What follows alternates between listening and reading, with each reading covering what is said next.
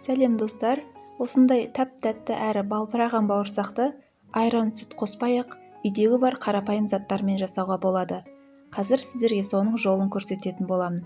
Ал сізден қолдау ретінде каналыма тіркеліп, видеоға лайк басып қойсаңыз жеткілікті. Менің бауырсақтарымның арасы осындай біркелкі әрі жұмсақ болып шықты. Ал сіз қалай жасайсыз? Комментарийға жаза кетіңіз. Бауырсақтың қамыры үшін ең алдымен бізге жылы су керек. Жылы суға 1 шай қасық тұз, 2 ас қасық шекер салып, жақсылап ергенше араластырып аламыз. Оның үстіне 1,5 шай қасық ашытқа қосамыз және 3 ас қасықтай сұйық май құямыз.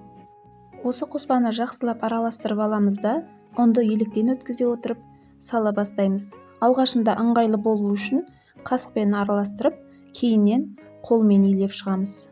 Қамырды илеген кезде жұмсақ қылып илеген дұрыс. Сол кезде бауырсақтарымыз да жұмсақ болып шығады.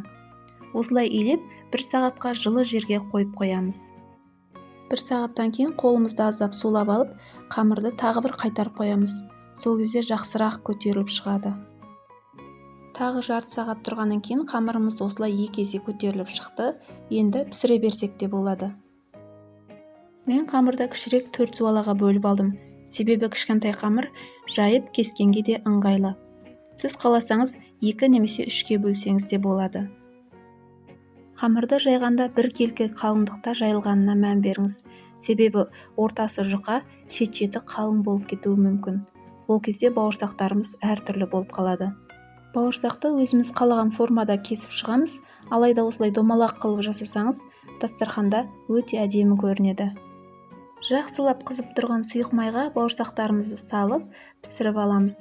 Ең бастысы бауырсақтың екі бетін жиі-жиі ауыстырып тұруды ұмытпаңыз. Сонда бауырсақтарымыз біркелкі болып қызарып піседі.